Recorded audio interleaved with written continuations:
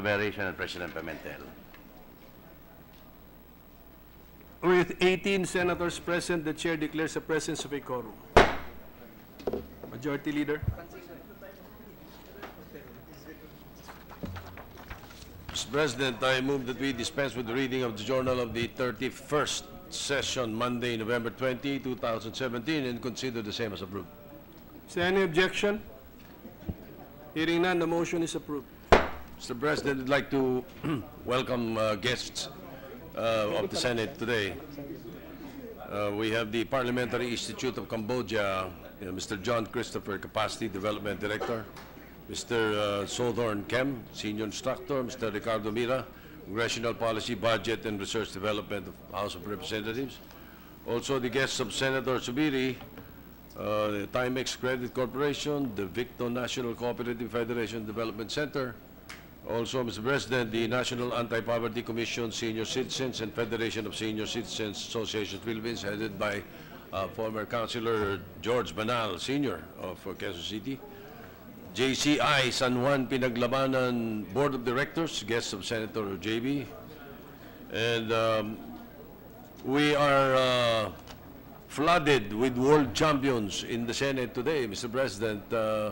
We have Ms. Crisia Tabora, the 53rd Bowling World Cup champion. Ms. Bongku, the 1979 Bowling World Cup champion, Asia's bowling queen. Mr. Paeng Nepomuceno, the legendary Guinness Book of World Records holder, 6-time world champion.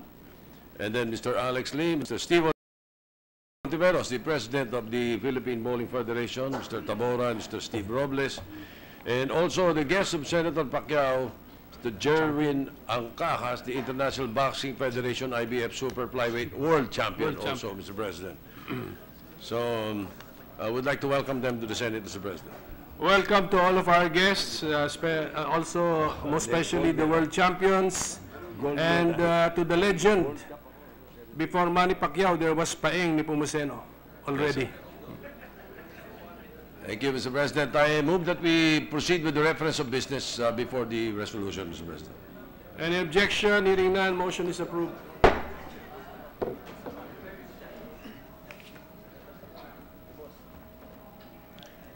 Bills on first reading. 1614, an act increasing the service incentive leave of employees, amending for the purpose Article 95 of Presidential Decree number 442, as amended, otherwise known as the Labor Code of the Philippines, Senator Joel Villanueva. Referred to the Committee on Labor, Employment, and Human Resources Development. 1615, an act institutionalizing sports varsity teams in elementary and secondary schools and for other purposes, Senator Joel Villanueva. To the Committees on Education, Arts and Culture, Sports, and Finance. Resolution, Joint Resolution number 9, entitled Joint Resolution Authorizing the Increase in Base Pay of Military and Uniformed Personnel in the Government and for other purposes, Senator Aquilino Coco Pimentel III. To the Committees on National Defense and Security, Public Order and Dangerous Drugs, and Finance. Committee report number 169, submitted by the Committee on Accountability of Public Officers and Investigations on Senate Resolution number 113, introduced by Senator Richard J. Gordon, entitled "A Resolution Directing the Committee on Accountability and Public Officers and Investigations to conduct an inquiry in aid of legislation into the possible malfeasance, misfeasance, and non-feasance of public officers in the implementation of Republic Act 9593, otherwise known as the Tourism Act of 2009, recommending the approval of the committee report and the attached bill, Senate Bill number 1616, introduced by Senator Richard J. Gordon and the members of the Committee on Accountability of Public Officers and Investigations, entitled "An Act Amending Chapter 5, Section 85 of Republic Act number 9593, otherwise known as the Tourism Act of 2009. Senator Gordon. To the calendar for ordinary business. Additional reference of business. Bill on first reading. 1617, an act converting the Davao Oriental State College of Science and Technology in the city of Mati and all its satellite campuses located in the province of Davao Oriental into a state university to be known as the Davao Oriental State University, integrating therewith the Governor Generoso College of Arts, Science, and Technology in the municipality of Governor Generoso, province of Davao Oriental, and appropriating funds therefore. Joel Villanueva. To the Committees on Education, Arts and Culture, Ways and Means and Finance. Resolutions, 541, resolution congratulating and commending Crisia Lynn Tabora for winning the women's title in the 53rd Quibicamp MPF Bowling World Cup Champions held in Hermosillo, Mexico on November 4 to 12, 2017. Senator Soto III. To the Committee on Rules. Senate Resolution number 542, resolution congratulating and commending Crisia Lynn Tabora for winning the 53rd QUBICAAMF Bowling World Cup. Senator Maria Lourdes Nancy Binay. To the Committee on Rules. 543, resolution congratulating and commending Maria Teresita Esen El Marquis for honoring the country with the Reina Hispanoamericana 2017 title on 4 November 2017 at Santa Cruz, Bolivia, making her the first Filipino and Asian beauty queen to win the crown. Senator Saberi. To the Committee on Rules. 544, resolution recognizing and commending Karen Ibasco for being crowned as Miss Earth 2017. Senator Joel Villanueva. To the Committee on Rules. 545, resolution recognizing and commending Teresita Esen Win Marquis for being crowned as the Reina Hispanoamericana 2017. Senator Joel Villanueva. To the Committee on Rules. 546, resolution urging the Senate Committee on Education, Arts and Culture to conduct an inquiry in aid of legislation on the Department of Education's directive allowing loan payments to be deducted from salaries of teachers, effectively shrinking the net take-home pay of the latter, with the end goals of finding solutions to the impasse, determining long-standing problems plaguing their sector, and protecting teachers and other personnel from arbitrary imposition. Senator Grace Poe. To the Committee on Education, Arts and Culture.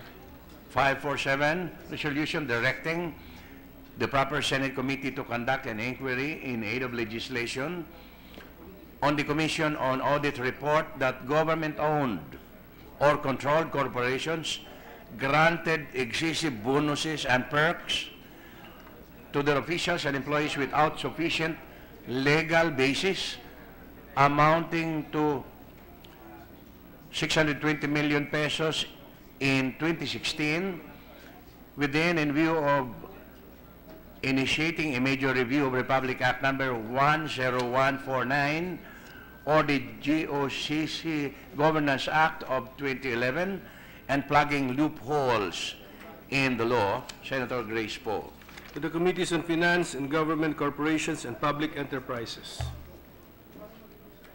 Majority Leader.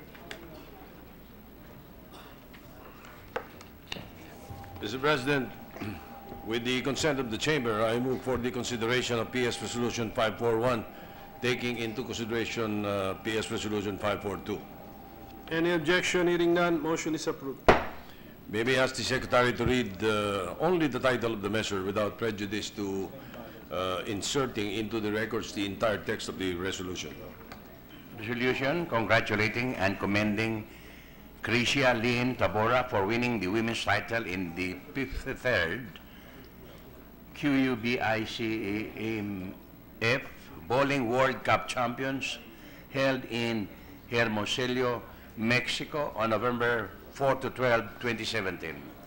Thank you, Mr. President. May I be recognized to sponsor the measure, Mr. President? The Majority Leader, Senator Soto, is recognized. Thank you, Mr. President, my esteemed colleagues. Unknown to many Filipinos, especially the young ones, the millennials, other than being a public servant, lawmaker, and actor or artist, I also wear a different hat when outside the halls of the Senate or the studio of our noontime show that I am hosting, and that is as a sportsman. Now, before I started playing golf, my first love was really 10-pin bowling. When I was still in college studying in Colegio de San Juan de Latran, I came to appreciate the sport better. I pursued bowling and won gold medals in several international bowling competitions as part of the bowling team, together with my contemporaries, the legendary Paing Nepomuceno and Asia's bowling queen, Bongku, who were my teammates in most of these competitions. In 1978, I won the national championships and represented the Philippines in the Bowling World Cup in Bogota, Colombia, and again in 1984 in Sydney, Australia. Hence, this recognition that we will be giving now is really something that is close to my heart. The Cubica AMF Bowling World Cup is an annual 10-pin bowling championship held in a different country around the world each year. For this year, the 53rd Bowling World Cup Championships was held in Hermosillo, Mexico, on November 4 to 12, 2017, participated in by 68 countries.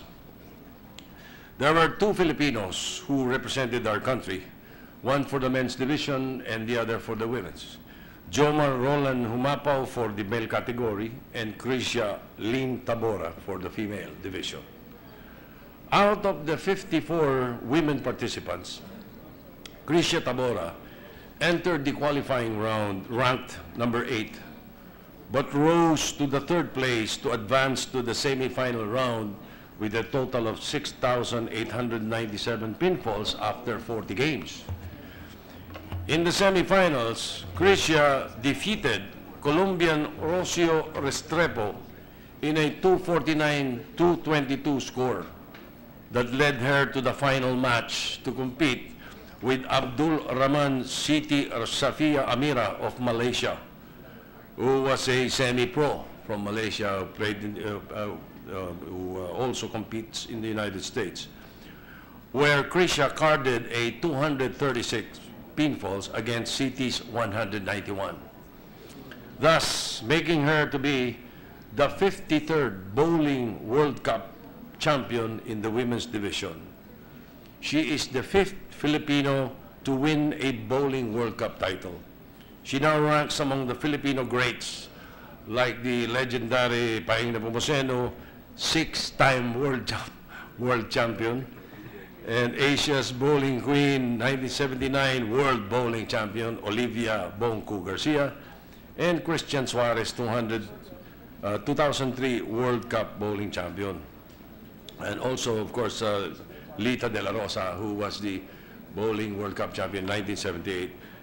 Mr. President, I know how it feels carrying the Philippine flag on the back of your shirt, competing in a world championship.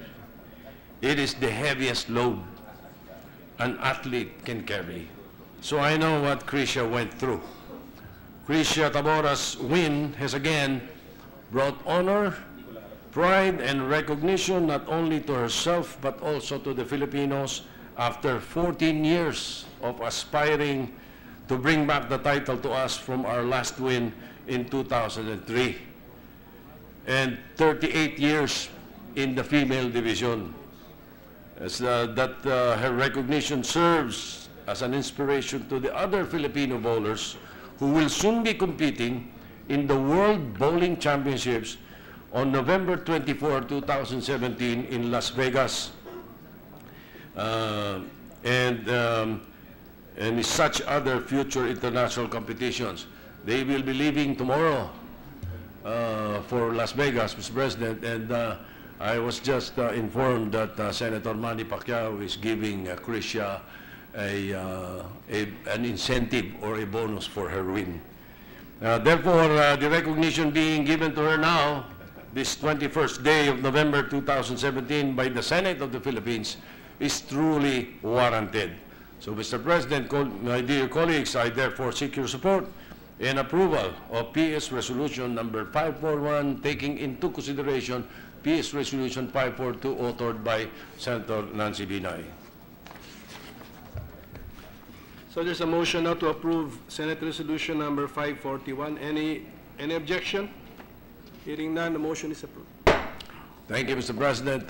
May we have a 1-minute suspension so that we can give the resolution to Krisha and also ask that they join us in the Session is Senate suspended. President. Okay, paki-clear.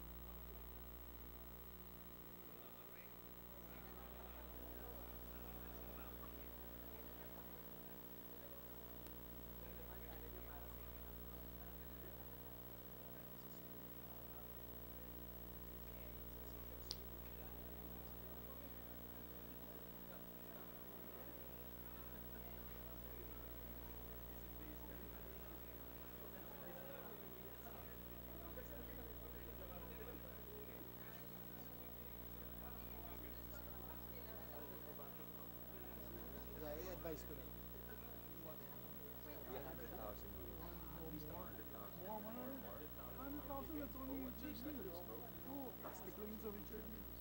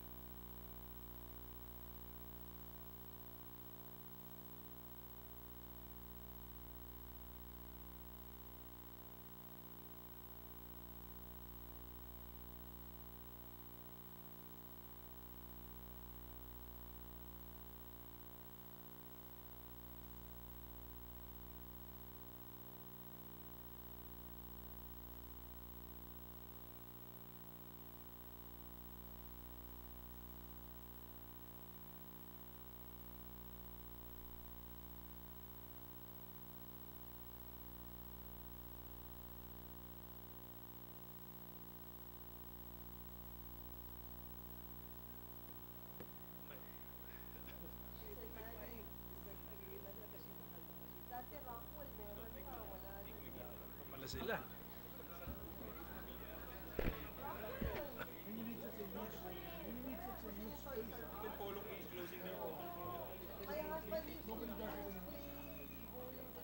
I used to enjoy bowling. Pero sa competition natin sa SEA Games, saan tayo doon tayo mag-competition. Doon tayo mag-championship sa SEA Games. Hopefully. Nice that. Pero Darshans dapat sa Clark tayo.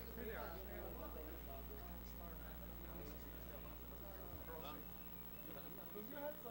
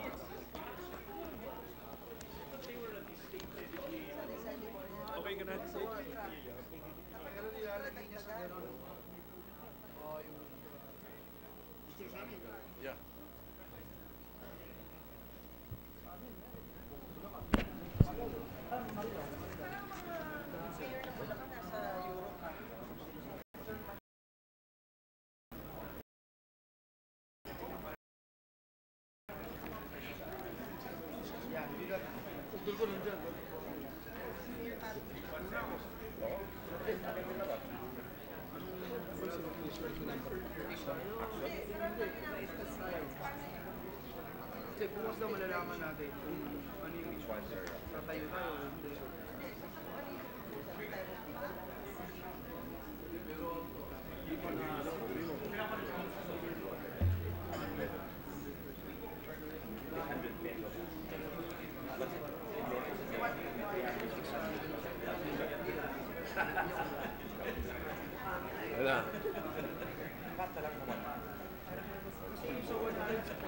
We're ready to resume, Mr. President. Session resumed. There is additional reference of business, but while waiting for it, Mr. President, to speak on a matter of public interest, may we recognize Senator Grace Poe. Senator Grace Poe is recognized. Magandang hapon po. Mr. President, I rise to speak to commemorate the National Children's Month, also, like Senator Risa did yesterday, for the children who, regardless of their circumstances, are our future. We have to make sure that they are provided with an environment where they can thrive, explore, achieve their full potential, all while enjoying the entire process. To achieve this, we need to address squarely the legal, social, and cultural impediments. Among them, about the issue facing children to less in our society. In the course of last year's campaign, I met many people in poverty-stricken areas, and though they managed to greet me with eager smiles and hugs, most of them would tell me about the problems they faced. Many were about the cost of living, the lack of food, and absence of decent job opportunities. Tama yung sinabi nila, sa sinilang masaya ang mahirap. In the SWS survey conducted during the fourth quarter of 2015, it was found that 2.6 million families experienced involuntary hunger at least once in the past 3 months in this day and age. That's about 12 million Filipinos, or around 12% of our population, still experiencing hunger. The daily struggle to find a decent meal is real. And children, of course, are the most vulnerable in this situation. In April 2013, the UNICEF reported that we have 3.6 million stunted children, which made the Philippines rank 9th in the list of countries with the highest incidence of stunting. Nakita naman natin kanina, binigyan natin ng parangal si Paeng Nepomuceno at si Ms. Bongku. Nakita mo naman ang kanilang sukat. Sila'y matatangkad, kaya malaking tulong yan sa kanilang naging karera. Pero marami sa ating mga kabataan ay kasing tangkad ko lang o mas maliit pa. Paliit ng paliit ang mga batang Pinoy. Filipinos are in fact the second shortest race in Southeast Asia today. In the same year, we ranked 10th among countries with the highest incidence of wasting. Hindi to wasted na lasing, kundi wasted na butot balat. It was reported that we had about 769,000 children suffering from either moderate or severe wasting. As they say, it takes a village to raise a child. That just means that each one of us have in some way the power and capacity to affect the lives of others and make it a little better. The first is Senate Bill 160, or Libreng Pananghalian sa Pampublikong Paaralan Act. And the second is Senate Bill 161, otherwise known as the First 1,000 Days Act. The first bill seeks to institutionalize the school-based feeding programs. I am confident that with the help of Senator Recto and Senator Escudero, we will be able to pass this soon, and especially with the support of our colleagues. But DepEd's feeding program is limited only to wasted and severely wasted students. We need to expand the school feeding program to include not only severely malnourished students, but all students. One of our colleagues, Senator Gatchalian, has already tested this in Valenzuela to great success. So we already have a model city that's done this. There's nothing that should stop us or probably make us apprehensive from taking a risk to do this. Further, we need to enact the Libreng Pananghalian Bill into law so that it will not be subject to the whims of whoever is in power. It has been found that these feeding programs help students perform better in school. Narinig natin yung isang issue tungkol dun sa frat na kunwari daw ay pinulot nila yung bangkay sa Balut Tondo. So Balut Tondo is prominent for that, but actually Balut Tondo is prominent for a school with a feeding program funded by the UK, where students are excelling. We should focus our attention to those types of schools. Marami din sa kanila mga dancers na sa CCP ngayon dahil merong after-school programs. My other measure, also with Senator Angara, is Senate Bill 161, or the First 1,000 Days Act, which shall ensure the nutritional well-being of pregnant women and toddlers. Kasi, ang utak ng mga bata ay nabubuo sa tiyan pa lang ng nanay. And the province of Quezon, with the initiative of Governor Suarez, has successfully implemented this. And a lot of their children now are healthier because of their 1,000 Days program. Government should therefore allocate more funds for programs that promote nutritional well-being. Now, going to another issue. I am sure that you've also heard news regarding the many cases of minors being sexually exploited in exchange for money. 8 in 10 victims rescued from online sexual exploitation are minors, with some of them as young as 2 months old. Imagine, not even a year old. And just this November, Rappler reported that a woman in Leyte was arrested for allegedly abusing 9 children, including her 8-year-old daughter. The woman asked for 1,500 pesos from her online clients in exchange for a show, even telling her online customers that they could sexually abuse children of any age and that the children could do whatever sex act the customer wanted until the children cried in pain. It is disturbing that such grave violation of human and child abuse rights is happening in our country and is fast becoming such a pervasive and extensive problem. This needs to be addressed now. As a sender and receiver of trafficked persons, our country ranks 4th among the nations with the most number of prostituted children. We have become one of the top 10 countries producing child pornographic materials, and we are included in the top 5 countries where the persons being trafficked are children. With the advent of technology and accessibility of people to the internet, and with easier multi-strategy avenues to child sexual exploitation, we must be even more vigilant. In 2016, the Philippines had at least 50 million internet users and more than 100 million mobile subscribers. Sa bagal ng internet natin, ganyan tayo ka-active sa social media. Findings from a 2017 study by Plan International titled Sex Trade in the Digital Age indicated that children are not only being put up for sale in websites, they're being engaged through social media sites like Facebook, dating apps like Tinder and Grindr, messaging apps such as Viber and WhatsApp, as well as e-commerce platforms like Craigslist. This makes cyberspace an increasingly dangerous place for children and young people, as it is now being used to facilitate their exploitation. Sex offenders are not only able to contact children online, but the abuse itself can happen via live streaming in the internet with the use of laptops and webcams. In effect, accessing technology has significantly increased the risk of children and youth being sexually exploited. At the same time, it has also made detection, prevention, and response an all the more complex matter as physical and geographic boundaries are torn down.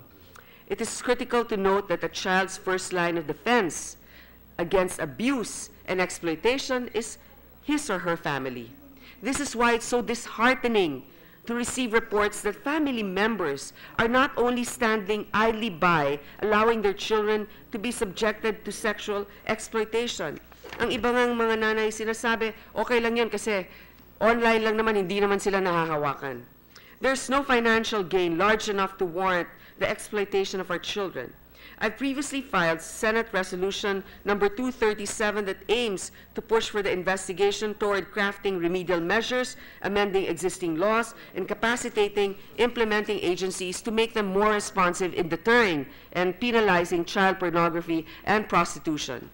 Ang ulat na nangunguna ang Pilipinas sa child pornography ay talagang nakakabahala, nakakalungkot.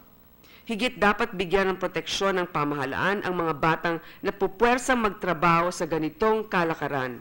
Ang punot dulo ng ating problema ay kahirapan pa rin. I thus urge the Senate to conduct an investigation on the proliferation of pornography involving children in the country amid measures already in place to punish perpetrators and criminalize unlawful acts. To add more funding also for cybersecurity with our NBI. The dignity of a child cannot be bought.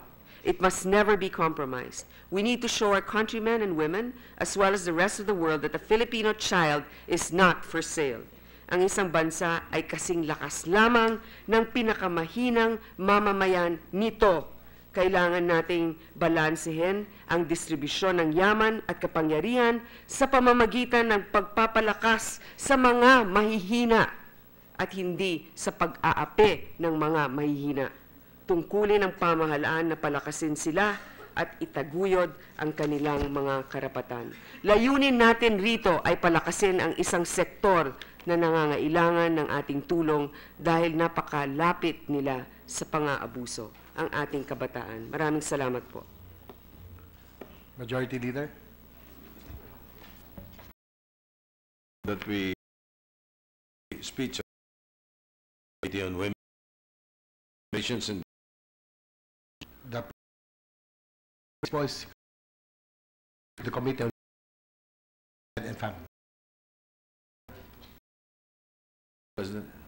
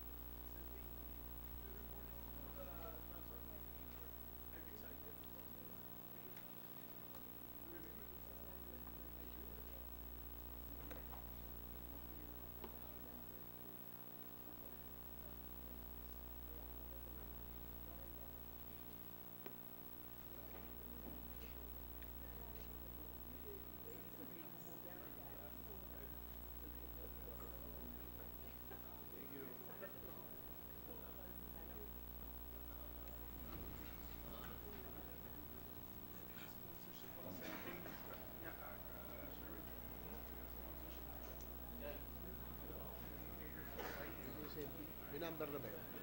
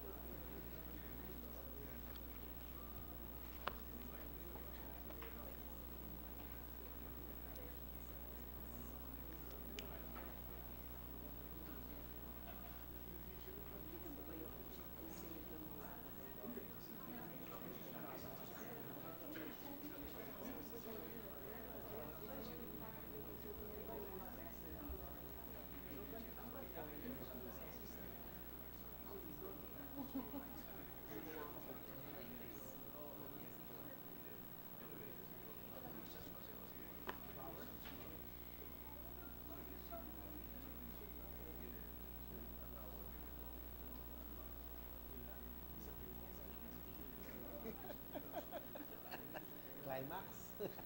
Climax.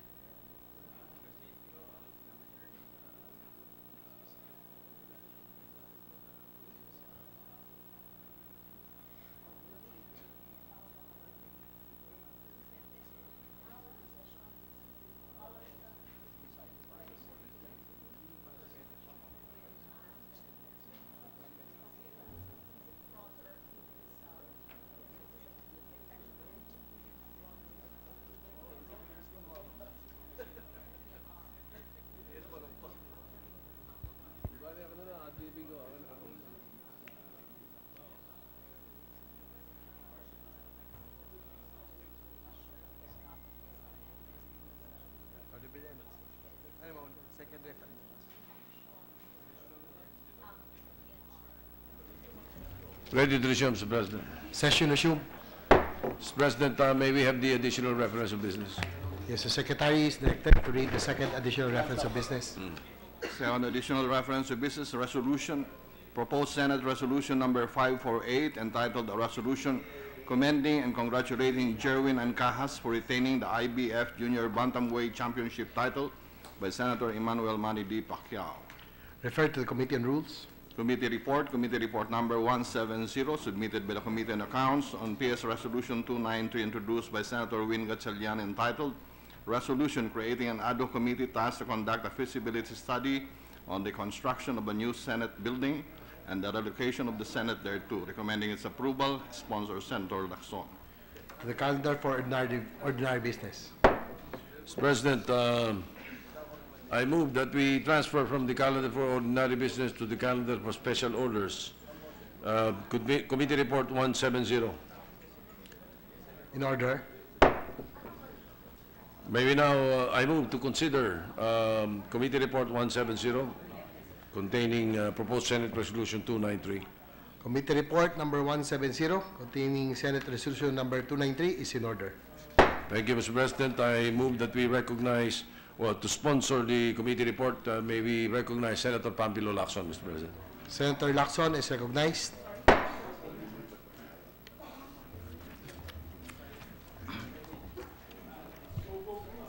Mr. President, distinguished colleagues in this upper chamber of the 17th Congress, I have the distinct honor and privilege to report on the Senate floor PS Resolution 293 entitled Resolution Creating an Ad Hoc Committee Tasked to Conduct a Feasibility Study on the Construction of a New Senate Building and Relocation of the Senate thereto, filed by Senator Sherwin Gatchalian.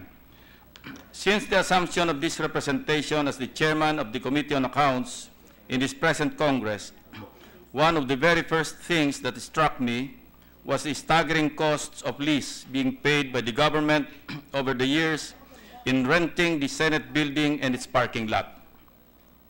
Truth be told, this was our top agenda when I calendared the first organizational meeting of the Committee on Accounts on 6 September 2016. As a quick background and for the information of everybody in this hall, the Senate has been renting the use of its building from the Government Service Insurance System, or GSIS, and the use of our parking lot from the Social Security System here in Pasay City since 1996. Upon checking the figures, we found out that from May 1, 1996 to December 31, 2017, the total amount of office rental fees paid to GSIS and SSS have reached 2.24 billion pesos. Suffice it to say, Mr. President, that for over 20 years, the cost of our lease payments have probably become enough to construct an iconic permanent Senate building. Most of us in this chamber, at one time or another, have been eyewitnesses to the historic and impressive parliament buildings of our foreign counterparts every time we are invited to make goodwill visits and attend conferences in their jurisdictions. Such structures, needless to say, live up to the words of a Chinese-American architect, I.M. Pei, when he stated that buildings are the true reflection of society, that you have to cast your eyes on those structures in order to feel the presence of the past and the spirit of a place.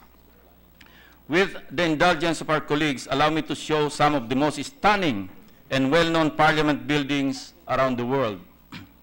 First off, the United States Capitol building in Washington, D.C. is an architectural art piece completed in 1800 that was inspired by the Louvre and the Paris Pantheon.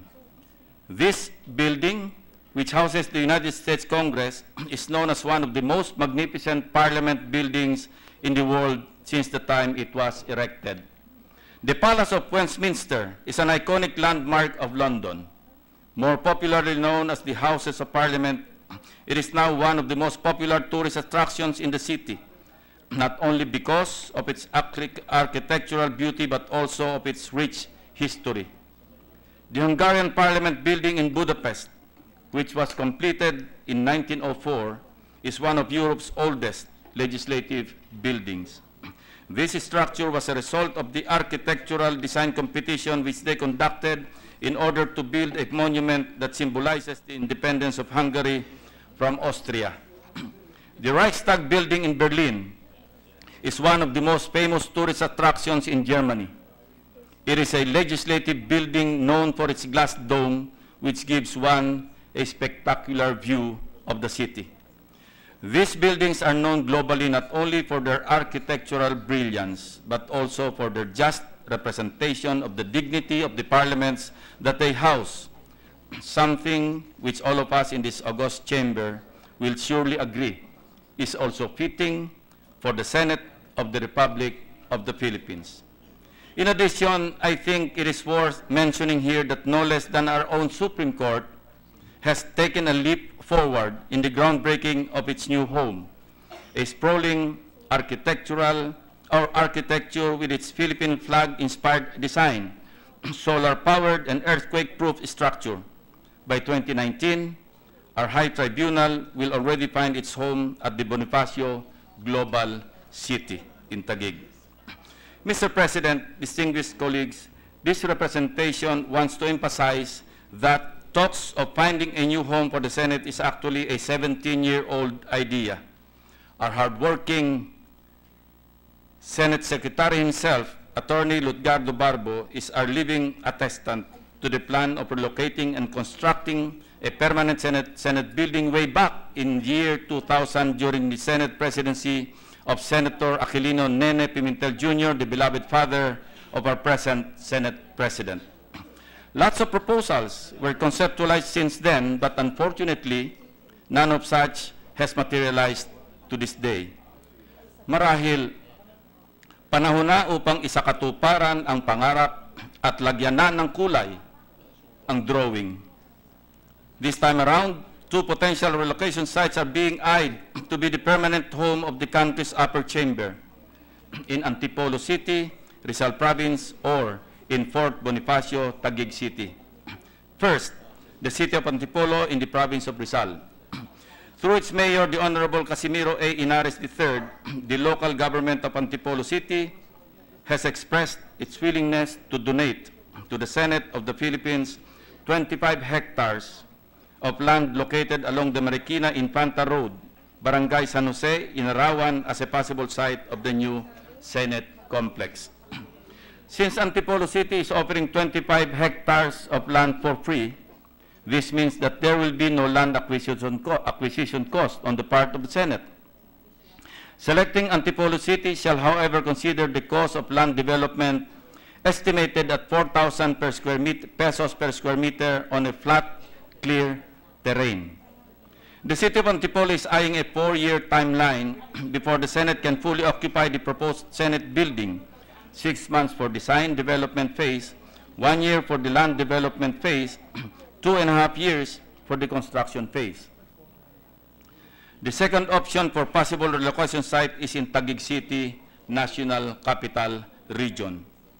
It is situated in a 25 or 20 or 2 hectares parcel of land owned by the Bases Conversion and Development Authority, or BCDA, located at the former Navy Village, Fort Bonifacio, Taguig City. The agreement being proposed by the BCDA is in the nature of an option contract. The consideration for the option to purchase is 100,000 pesos, and the period within which to exercise such option would be 1 year from the execution of the Memorandum of Understanding, or MOU. We will work out that this requirement be waived to avoid a possible issue with the Commission on Audit, Rules and Regulations, as well as the Government Procurement Act. With the property being valued at 90,000 per square meter, the total cost of acquiring the 20,000 square meter property being offered by the BCDA will be 1.8 billion pesos, which would be payable in 10, possibly more years. In one of the public hearings conducted by your Committee on Accounts, the BCDA expressed that they target the execution of a Memorandum of Understanding with the Senate anytime between October to November 2017. Based on their proposed timeline, the construction of the Senate building can start on the 3rd quarter of 2018 and be finished by the third quarter of 2020. In this regard, part of my submitted individual amendments to the General Appropriations Bill now pending before this body is a 1.5 billion peso realignment as initial appropriations for a multi-year budget for the Senate relocation. I hope that the chair of the Finance Committee, the very gorgeous Senator Loren Legarda, will accept my proposed amendment in this regard. Mr. President, I am sure we are all concerned with the plight of the more than 1,700 strong employees and staff of the Senate. I would like to think that this is an opportune time to present the key results of the survey conducted by the Office of the Deputy Secretary for Administrative and Financial Services, which was aimed at gathering data on the views of the Senate employees and staff on the possibility of the Senate transfer. Out of the 1,714 Senate employees and the Senate Secretariat, 1,032 or 60.21% responded to the survey that was administered on September 19, 2017. From the said survey, the daily transportation expense of the respondents was categorized in 6 ranges. The results revealed that out of 1,032 respondents, 352 or 34.1% spent from 101 pesos to 200 pesos. 203 employees or 19.6% spent 201 pesos to 300 pesos. 146 employees spent 0 to 100 pesos. 77 employees spent 401 pesos to 500 pesos, while 74 employees spent 501 pesos and more on a daily basis. Out of the total respondents, 93 employees did not indicate their daily transportation expense. When it comes to the top places of residence of our Senate employees and staff, data gathered in the aforementioned survey revealed that 154 of our personnel live in Quezon City, while 130 reside in Cavite. The next top places of residence are Manila with 106, Makati with 73, Pasay with 69, and Parañaque with 65 employees. Most importantly, the survey results provided that 691 respondents, or 66.96%, preferred that the Senate be relocated to Fort Bonifacio, Taguig City, while 191 respondents, or 18.5%, favored Antipolo City. Further, 11.72% of the respondents answered that they are amenable to either Antipolo City or Taguig. Finally, 21 did not indicate their preferred location for the Senate transfer. Mr. President, distinguished colleagues, it is about time that we turn this long-standing dream into reality. If we do not take action now, I am afraid that there will only be talks and talks again and again about this matter in the future or till kingdom come. And I tell you, it will be a never-ending comic cycle. It is therefore the recommendation of this committee to bestow the task of pursuing the relocation and overseeing the eventual construction of a new house for the Senate be given to an ad hoc committee, Senate committee, to be decided and created by this august body. Your Committee on Accounts will be most willing to assume this responsibility if tasked to do so. After presenting all the facts and circumstances, this committee will humbly leave to the entire body the decision to determine the relocation site, whether to move to Antipolo City, Rizal Province, or to the Navy Village, Fort Bonifacio, Taguig City. Mr. President, as so many Congresses that came before us have had before, we gather in this plenary hall to realize a long-standing dream. I urge you to support our goal of finally building a home for the Senate, whose members' voices represent the greater interests of the people, whose great minds craft meaningful legislations, and whose humble service build the arsenals of democracy. Together, we can give the Philippine Senate a dignified home, rightful of its honor and legacy. I therefore move after entertaining some clarificatory questions, if any, from our colleagues, our colleagues may wish to propound, to divide the House, to decide, first, if we will act here and now to relocate the upper house of the Congress of the Republic of the Philippines from its present self-degrading site, founded on a pathetic landlord-tenant relationship, to a more dignified, iconic edifice that we can truly call our own, and that this present 17th Congress can leave as a proud legacy to the future generations of legislators. And second, on the relocation site, either in the city of Antipolo or in Fort Bonifacio, Taguig City. I so move, Mr. President. Mr. President, the motion of the sponsor is to decide. May we know what is the minority leader wishes to ask? May we recognize the minority leader? We both know what is the recommendation of the committee. Minority Leader is recognized. Yes, Mr. President, will the gentleman yield the floor to a couple of questions? Certainly and willingly to the distinguished minority leader. Just, we're curious, Mr. President. The gentleman from Cavite went through a very detailed study and presented the motion today, but we still have to hear what is the recommendation of the committee insofar as there is no question. The first question is, should we relocate? I think there is no one, I assume that everybody is of the view that we should move. The second issue is, where do we move? And we are still awaiting the recommendation of the committee itself. But before that, maybe I'll ask a few questions in this regard. A consideration in the movement of the Senate would obviously be a convenient working relationship with the House. We know that today, with the distance between where we are and the Batasan, it is extremely difficult, particularly when we go to BICAM, to coordinate the versions of the Senate and the House because of the distance. And in the other aspect, the Commission on Appointment, the extreme difficulty in coordinating with the House contingent, again because of the distance. The question that I raised to the good gentleman from Cavite, was Quezon City ever considered?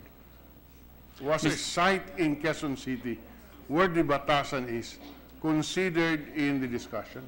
Your committee did not consider anymore Quezon City as a possible relocation site simply because I was told by Congressman El Rey Villaferte that he was tasked by the Speaker of the House to likewise negotiate with the BCDA to relocate to Taguig.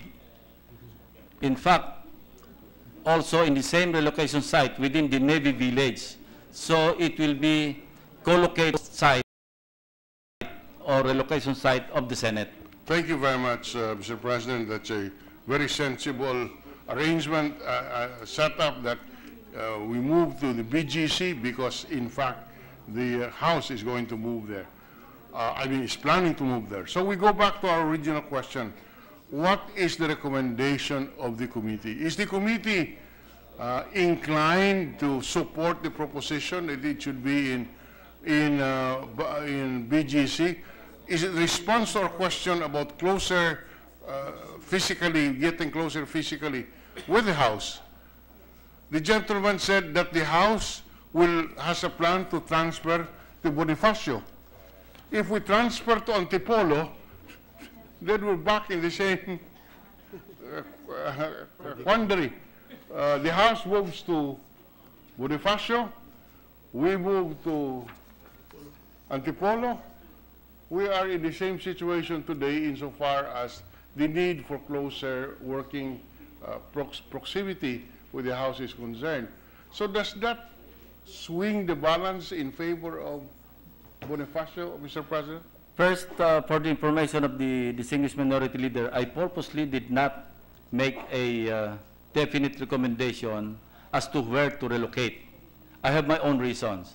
And that's why in my motion is limited to dividing the House in this regard. I leave it to the members of the 17th Congress, of the Senate of the 17th Congress, to decide as a collegial body where to relocate. Maybe I'm overestimating myself that I could exert influence of the members on the members. Yes, you are underestimating yourself, Mr. President. Anyway, my motion is limited to just I understand. recommend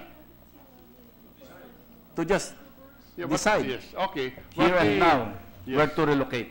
The information that the House intends to move to Bonifacio, as the gentleman sponsor indicated, is an important consideration in our decision, because there is absolutely no sense in moving to Antipolo and the House moves to Baguio, I'm sorry, to Bonifacio, Bonifacio Global City. Baguio tuloy. As a matter of fact, Mr. President, when we start operationalizing, assuming that we vote on this resolution now, today, they will copy whatever documents that we will be presenting to BCDA. That's the arrangement with the House of Representatives. Okay, so we wish that we would be benefited by the recommendation of the committee, but the chair has already stated his preference, so we just have to vote on that. I have my own preference, Mr. President, but I'll just participate in the voting. Okay, thank you very much, Mr. President. Thank you. Mr. President, in that case, if there are no other members who wish to interpolate, let us call the previous question.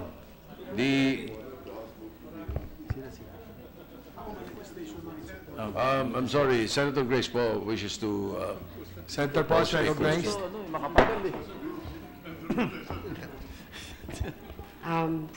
I just couldn't resist because my seatmate is the one who really worked hard for this. And I want to acknowledge his hard work, number one, and his very detailed analysis of our options. But my question is this, because it will, I mean, obviously, in Bonifacio, it would be more convenient for many of us who are here. There are two things to consider. Number one is the outward development that we are trying to push outside of the metropolitan areas. And number two, the already crowded financial district. And BGC already is an established area where businesses are, you don't even have to encourage businesses to set up there. It's enticing for them. So adding the Senate and Congress there, my question now would be, would there be a parallel plan, for example, with DOTR and DPWH, so that the roads there, accessibility, maybe a subway system, is really considered in that way with the thousands of employees that will be working there? It will not disrupt or add even more problems to our traffic situation, Mr. President. That's my question. As a matter of fact, there is already a plan to extend all the way to Pasong Tamo extension. This is to ease traffic in the area of Taguig. In that particular area in Navy Village. To Pasong Tamo extension, the current 6-lane road, which McKinley is calling Grand Boulevard. If this plan will push through, there will be an additional exit from Fort Bonifacio towards Pasong Tamo that would serve as an alternative route to the always congested Lawton Drive. Tapos there's also a plan to acquire a right-of-way on the portion of the property in BGC owned by the Department of Education. May DepEd property ron eh. In order for the 6-lane road exit to be extended to South Luzon Expressway or SLEX. In addition, BCDA and DPWH have already started the widening of the Lawton Drive, adding 2 more lanes, thereby making it 6 lanes. Okay, that's in subway, good. Yes. Ayala and Unilab, I think, they are it's already underway. They're putting up an underground Well, that's good news, passageway. Mr. President. I'm glad that the chairman of the committee has already taken this into consideration. Perhaps my manifestation would be, as we continue with the architectural design and the deliberations for the planning of these structures, maybe we can do it in coordination also with DPWH and all related agencies to ensure the proper traffic flow in the area. That's all, Mr. I will President. relay your message to the DOTR, your favorite department, Your Honor. And yours, and I'm sure many of us as well. Thank you, Mr. President. Thank you, Senator Paul. Mr. President. Majority Leader. So, Mr. President, Mr. President, just last manifestation. Yes, Senator Subiri is recognized. Yes, just food for thought for the body. That, and with the permission of course, the chairperson, the price given to us by BGC, by basis conversion, at 90,000 per square meter, in investment terms, is a wonderful investment for the Philippine Senate, because now the properties in BGC, Mr. President, reach up to ₱1,000,000 per square meter. So if we get it at 90,000 per square meter, that it's already times 10 in value actually. So my purpose for this food for thought is, it is going to be a great investment for Philippine government, for the Philippine Senate, to be able to get it at 90,000 per square meter, Mr. President, now knowing that properties there are being sold at 1,000,000 per square. Thank you, Mr. President. Additional information, originally they offered 1.2 hectares. Now they're offering 2 hectares to the Senate. but then, Mr. President, the question that is begging to be answered is that, do we decide? So that is the motion of the gentleman, that we decide. So let us move first to approve the motion of Senator Lacson, that we decide to relocate. Is there any objection? There being none, the motion is carried. Thank you, Mr. President. With that, in its proper procedure, the next motion then is to decide where, as the committee has proposed, the Committee on Accounts sponsor has proposed 2 locations. The one location is in Antipolo and the second location is in the BGC. So I almost wanted to propose an area near Okada, Mr. President, but so siguro. Yeah. Instead of a member moving to approve a certain location, let us just perhaps before we continue, Senator, the President Pro Tem. President Pro Tem is recognized. Just, I heard earlier from the minority leader that if the House moves to BGC, all the more that the Senate should move to BGC. We might want to rethink that position, Mr. President. If the House intends to move to BGC, my position is that we move to Antipolo. Thank you, Mr. President. Senator Gordon is recognized. Mr. President, first of all, I'd like to congratulate the gentleman from Cavite for very wonderful hard work, and I think it's important to note that practically all the dots have been done and all the T's have been crossed. So I recommend that we go to BGC, and I so move, Mr. President. Okay. Hindi. Nag-move na siya. May motion na siya. Therefore, there is a motion, Mr. President, instead of the suggestion that we choose one and vote, there is a motion now that we move to BGC by Senator Gordon. So,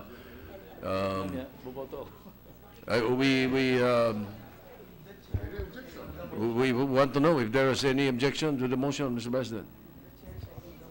Yes, Senator Tiberos is recognized. I'm just want to place on record that as I did when we were in caucus, I voted for the alternative location, although we were then in the minority, which is Antipolo. I would say Baguio if Baguio were on the table, but it's not. No, seriously, Mr. President, I would vote for Antipolo. Objection. Therefore, that can be considered as an objection, Mr. President, and therefore we should vote. So,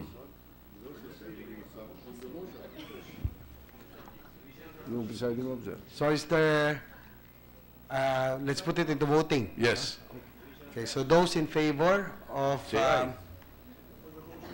locating the Senate, Motion of Senator Gordon. The motion of Senator Gordon. I'm sorry, please restate your motion, Senator Godor. Those in favor of the motion of Senator Gordon that the Senate relocate to the Bonifacio Global City. Okay, is there any objection to the motion? There was an objection, Mr. President, and therefore we must divide Just, the House. Okay, so those who are in favor of the motion of Senator Gordon, please raise your hands.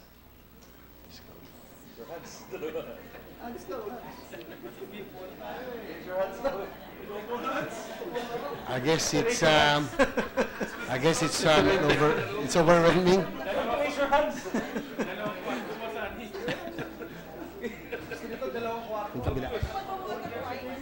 How about those in favor of Those who are against. those who are against the motion? Okay, there's two. So the motion of Senator Gordon is hereby carried. As an addendum, Mr. President, are you giving the Committee on Accounts the mandate to pursue this initiative? Because in that case, Yes, you're then, giving the Committee on Accounts that responsibility. Then There's no you have motion to yet, come to can work. Mr. President, I move, if with the permission of the majority floor leader, we'd like to move that the Committee on Accounts handle the transfer, smooth transfer of our facility here, GSIS, to the BGC. Okay, there's a motion that the Committee on Accounts handle the be given an authority, Mr. President. to give the authority to handle the location. Are there any objection? There being none, the motion is hereby carried. Thank you, Mr. President.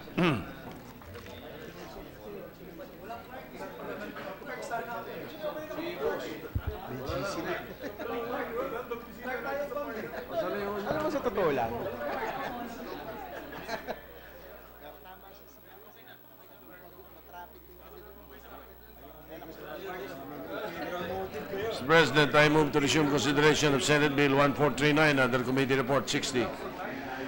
Consideration of Senate Bill number 1439 is hereby in order. May we have a 1 minute suspension and ask the Sergeant at Arms to remove everyone who is noisy from the hall, Mr. President. 1 minute suspension. 1 minute suspension.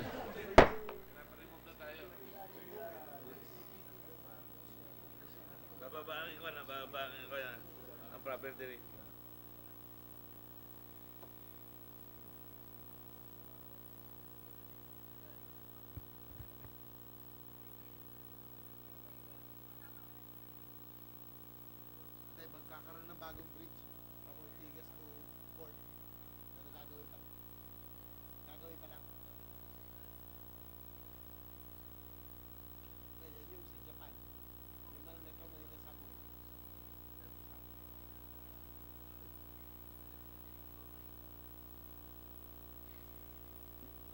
May pump naman.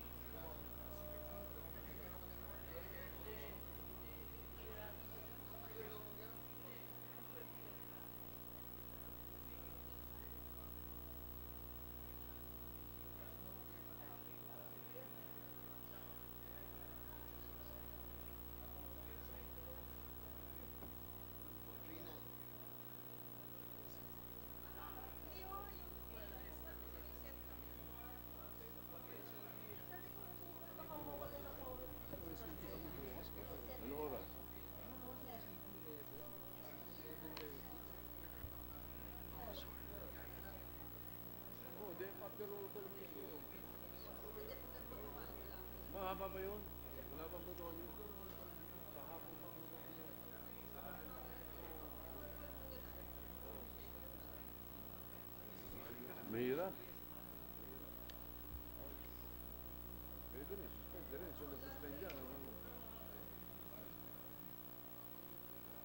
Walang roll call. Oo, wala kayo. Mahirap. Kaya mo na mag-roll call kayo.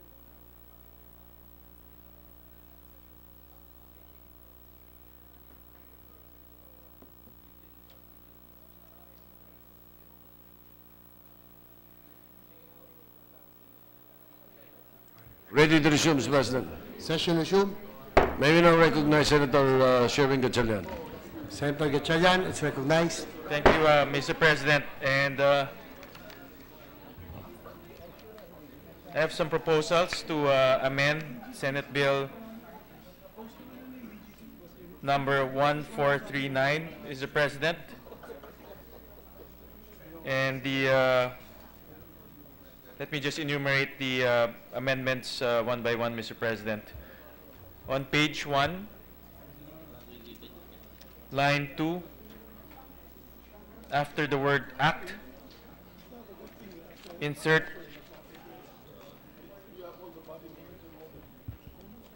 open parenthesis, capital E, capital V, capital O, capital S, capital S, close parenthesis. I so move, Mr. President. Are there any objection? There being none, motion is carried. On page 4, line 13, after the word the, and before the word DOE, insert the words Department of Energy. I so move, Mr. President. Any objection? There being none, motion is carried. On page 12, line 27E, after the word application and before the period, insert the phrase colon provided, comma, that this shall not apply to actions by the DENR and ERC on applications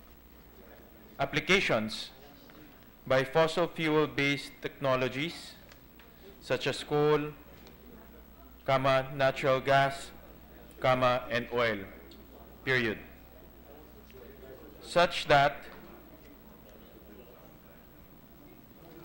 the entire paragraph will now read, failure of the mother agency and its attached bureaus, comma, offices and agencies, both on the national and local level, including GOCCs, comma, to release its action on applications duly filed with complete supporting documents within the prescribed time frame shall be deemed approved of such application, colon, provided, comma, that this shall not apply to actions by the DNR and ERC on applications by fossil fuel-based technologies such as coal, comma, natural gas, comma, and oil, period. I so move, Mr. President. Any objection? There being none, motion is approved. On page 13, lines 12 to 12A, delete the words and figure 45 and replace it with the words and figure 90. I so move, Mr. President. Any objection? There being none, motion is approved. Still on page 13, line 34, after the word shall, replace the words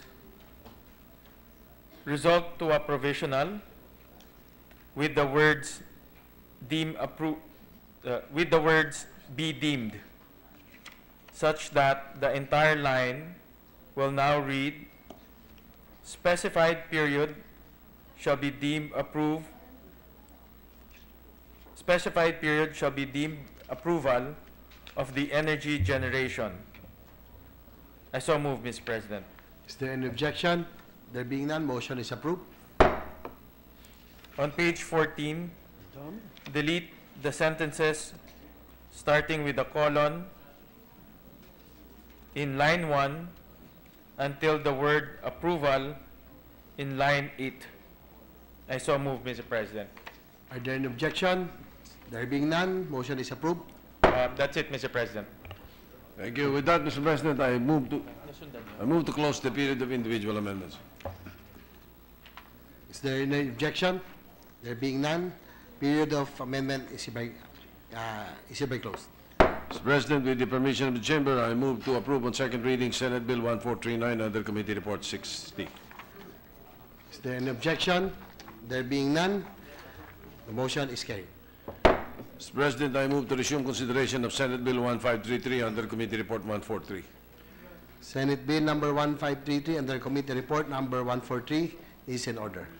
Mr. President, this is the Balik Scientist Act. The parliamentary status of the measure is that we're in the period of individual amendments, considering that this is a substitute bill. So may we now recognize Senator Bam Aquino? And to introduce individual amendments, the President Pro Tem, Senator Ralph Recto. Senator Bam Aquino, and likewise our Senate President Pro Tempore, Senator Ralph Recto is recognized. Thank you, Mr. President. Mr. President, the purpose of my intervention today is really to clarify certain issues in the bill, certain sections, and certain objectives of the measure.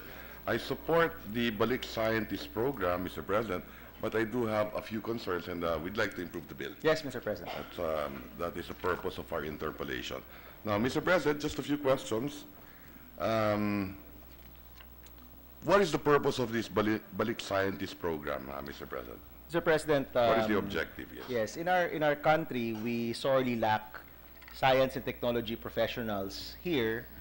And the Balik Scientist program is a program that's been done since 1975 to try to entice our science and technology professionals who are working abroad to come back to the Philippines, whether on short-term, medium, or long-term basis, to share their experiences, sometimes through educational activities, or even to work here on particular projects, so that the local science and technology groups can also learn from their experiences abroad, Mr. President.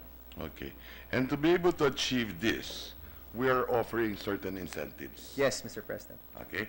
And the gentleman mentioned that we've been doing this since 1977. 1975, Mr. President. So more than 40 years.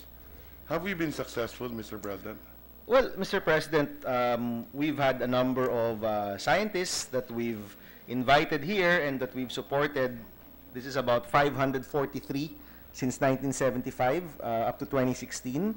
And Mr. President, in varying degrees, no? A number of them come on a short-term basis to provide seminars to science and technology professionals here. A few of them stay for a long-term, and those that stay for long-term usually are for specific projects in DOST or in other related agencies, Mr. President. Yeah. Could you name a few success stories? What specific activity, invention, work that they have been able to accomplish here? Mr. President, we're asking our friends from the DOST to provide some information. But in general, Mr. President, we've had a number who have come back and worked on zoology, a number who have worked on physics, a number on nanotechnology, microbiology, a lot in the environment and computer science, Mr. President, among other But could we have something fields, more specific? It is easy to have something read that way, Mr. very generic language. But, let me give you an example, Mr. President. Let me, because, you know, I agree with the purpose of the bill.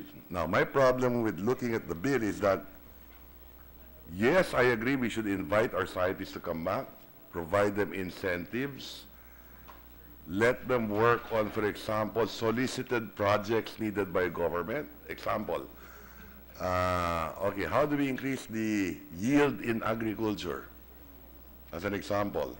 Or how do we address traffic congestion? Could they invent artificial intelligence so that for traffic, that, let's say, our traffic lights talk to each other, knowing how many people? Can they make an app? Actually, Mr. Similar President, to Waze. in So on Japan, and so they're already forth. doing that, Mr. President, no, where the streets and the traffic lights talk to Correct. each other. No? That's what I'm saying, Mr. President. Now, something that we can get back for taxpayers, because we are spending taxpayers' money here. Now, in the bill, it is not clear to me what type of work they will undertake. Yes. Mr. President, before they are awarded, the Balik Scientist nominees, of course, go through a process by which the DOST decides on who will avail of the grant, because it is, in effect, a grant. And along the way, along that process, they, of course, have to state the reason for their coming back. So, Mr. President, even if it is not specifically in the bill, and I understand we can work on making it more specific in the bill. Correct. There is a process by which the DOST Secretary and the Council decide on who will avail of this grant and what field they would undertake here in the Yes, Philippines. and that's what we want to accomplish in the measure, Mr. President. We can explicitly state that, Mr. President. And to be able to do that, we'd like to see the success story of the DOST. So if we've been doing this since 1975, we've invited 500 Balik scientists. How much has it cost us since 1975? And maybe the DOST can show us what we got back in return. Mr. President, it's roughly about 25 million. No, it's, well, to be specific, Mr. President, in 2017, it was almost 36 million pesos. In 2016, almost 37 million pesos. So for the last few years, Mr. President, it's largely at this level, mid-30 millions. If we were to multiply 30 million or 25 million to 40 years. No, Mr. President, in previous years, the budgets were much less. Yeah, so precisely, what is that amount? My point is this, you're using taxpayers' money. What did we get back in return? Yes, Mr. President, to give you an example, in 2015, we've had there were eight examples here. Dr. Arquisa, who comes from the US, came back and did a project on brown rice, on stabilizing brown rice. He also spoke at the DOST National Scholars Conference. He worked at the Food Processing Center of in Leyte, in UPLB, and in Xavier University. What does stabilizing brown rice do, Mr. President? Mr. President, of course, our scientists here could probably explain better, but just taking it from the... Yeah, but that's precisely my point. Huh? It's easy to say that he spoke in this place. Okay, so what was the value added? What did we get back in return? What did we learn? Mr. President, of course, we can ask all the people who attended that conference what they learned. As far as the DOST is concerned, what was the value added? Mr. President, the value added there is, of course, in this conference where he was asked to talk about brown rice, and he is a biological and environmental engineer scientist, you know, probably he was able to talk about the varieties of brown rice and how to stabilize this for the market, Mr. Now, President. for example, okay, we invited this person. What about a local scientist? Hindi ba alam ng local scientist na yun? Baka naman alam din. That's my point. Huh? Mr. President, I'm sure alam na nila after they attended the conference. No, even prior to the conference. That's the point. Now, okay, let me move on. Mr. President, I'm sure, Mr. President, the DOST will not approve a scientist We coming don't know, from Mr. abroad. President. We don't know. I'll tell you why, Mr. President. I've been chairman of the DOST. And we spend 15 billion a year also on grants in aid. Many studies. And I've asked them many times, for that amount of money, what do we get back in return? Sa dami ng research and development, we farm out to many institutions. Hindi maliwanag sa akin ano yung pakinabang natin. And you're talking about billions and billions of pesos every year for the last 10 years. I'm not even going back to 1975. Hindi maliwanag. There are a few success stories, but then there must be a way of quantifying it. What did we get back in return? And the reason for this is simple. We're using taxpayers' money, and we want the best bang for the buck. Okay? And that's how we should treat government. What do we get back in return? Whenever we spend pesos from taxpayers, let's make sure. Because there are many competing interests. Now, katulad nung NEDA, halimbawa, you have a system like sub-DOT, solicited. This is what we need. NEDA says, for example, solicited projects. They know, halimbawa, we need this particular road, this particular subway, this particular airport in this particular area. We solicit that. Okay? I don't mind having unsolicited offers also, that the private sector tell government, you need something like this, unsolicited. This infrastructure. Yes, Mr. Now, President, with there is regard to research and development, that's how it should be done. It should be tied to your Philippine Development Plan. Now, I don't see much with DOST. You know, in this budget hearing, I didn't ask any more questions, too much, from DOST. But I see a lot of waste. So hindi maliwanag. What type of research projects are we undertaking? Mr. President, we can, of course, in the budget with Presured, there is a list already there of the type of research projects that are being undertaken. I understand. I've seen that list. I've seen many in that list in previous budgets. So, meron bang ginawa ang DOST for the amount of money we give them? I'm not against research and development, huh? But what I'm saying is, what did we get back in return? Mr. Halimbawa, okay, research and development. Yung railway, ano yung ginawa sa UP? Monorail. Is it working? Wala na. Ano naman yung bus na ginawa nila? Umiikot ba? Hindi kayang umiikot ata eh. Not in our roads. Yung BRT. What about PUV modernization? Ano yung pinag-uusapan ng DOTR ngayon na PUV modernization? Gawa ba yan ng DOST o hindi? Yung ganun, that is my point. Gawa ba yan ng DOST? No, Mr. President, it's not a DOST project. That's right. So, hindi ba kaya ng DOST gawin yan? Mr. President, with more balik scientists, maybe they can actually do that, no? Oh, gawin natin solicited. Yes, actually, Mr. Let's President. put a provision here. Kung ano yung pangangailangan natin, then that's what I'm trying to drive at. Mr. President, we agree with you.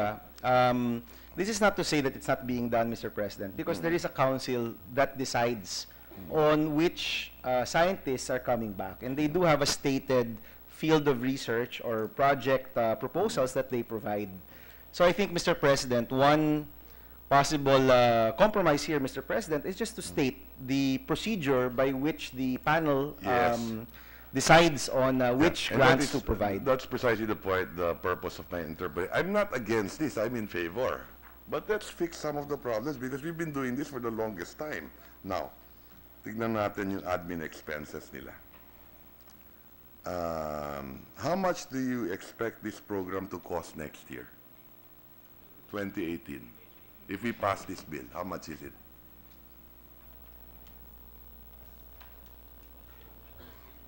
From submissions to my office, it's 128 million. 128,888,235 pesos and 29 centavos, Mr. President. Okay. And sa short term, 33 million. Sa medium term, 57, roughly. Long term, 18. Why is the admin cost 19 million? Parang ang taas naman nun. Di ba? So, for the next 5 years, this is more than 600 million. And yet, it is not clear what type of projects, research that they will do. Mr. President, the admin cost is for monitoring the Yeah, ang taas project ng monitoring naman. proposals. O, mataas to.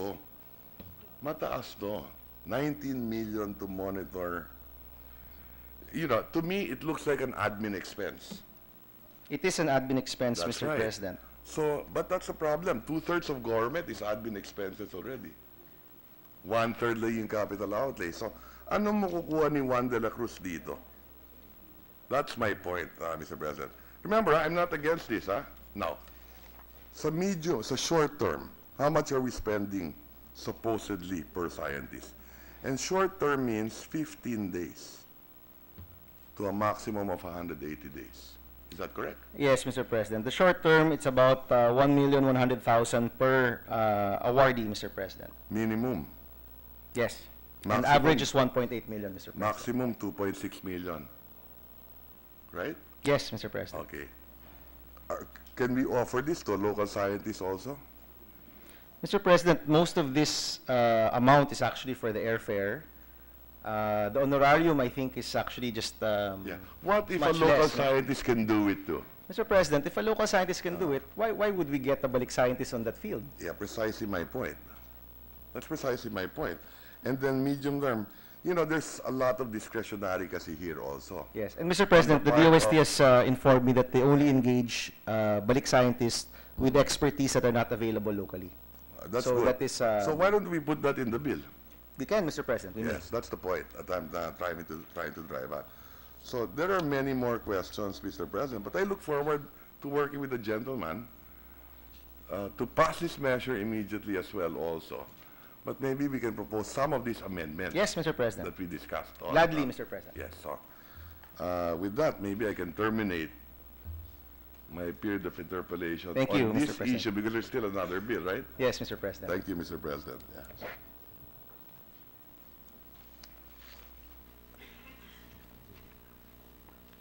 Session suspended.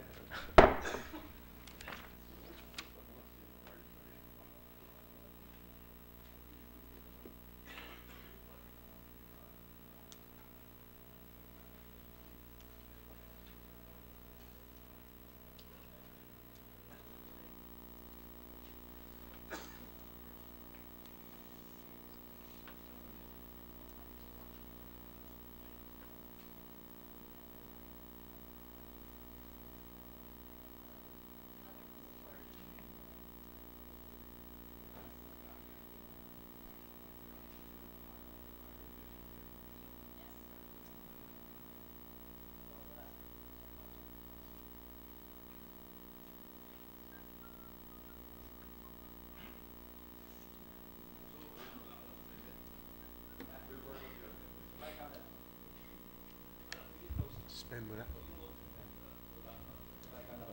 Close na. Mr. President, we're ready to resume. Session resumed. Mr. President, I move to close the period of, no, I withdraw, Mr. President. I recognize Senator Gordon. Senator Gordon is recognized.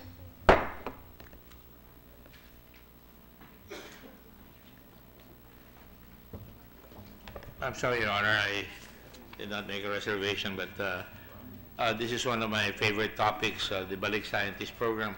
We're aware that there was a PD by President Marcos, I believe it was 618, on the Balik Scientist Program. Is there any report on that? What happened to that program?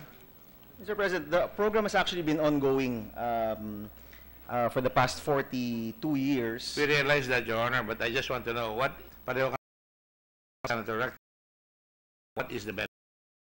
The balik scientist says technology to the Philippines of research. So, Mr. President, education in science and technology for the long term, the specific project, other agencies to share with technology professionals. Honor, but always invite professional or in terms of if it is just your curriculum invite the Ateneo professors from us in our school. Might be a better money. Or for that, China, their students, America, to Britain, happy technology, icon, the user, things that can be, touch can be, you know what? Scientists by I think they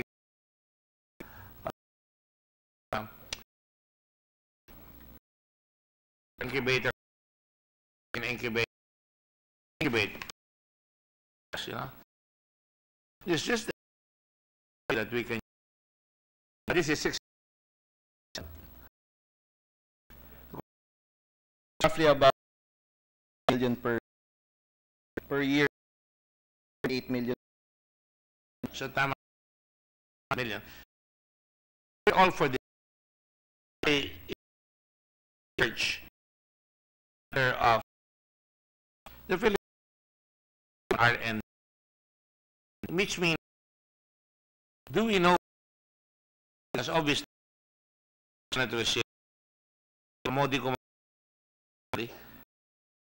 person must be tao. Meron tayo no?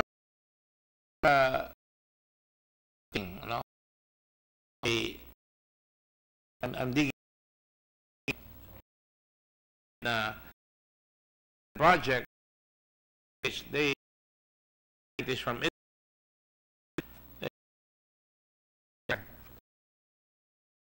UK, but Einstein all together that which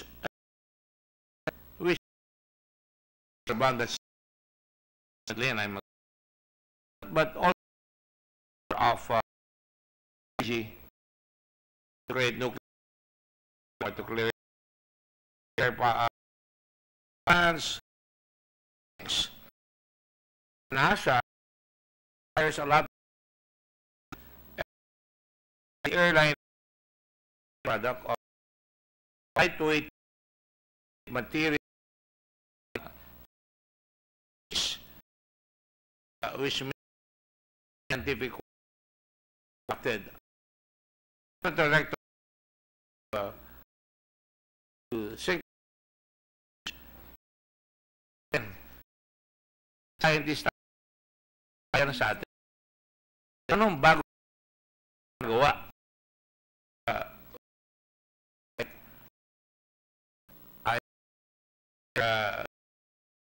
Baños. So, ang maximum that we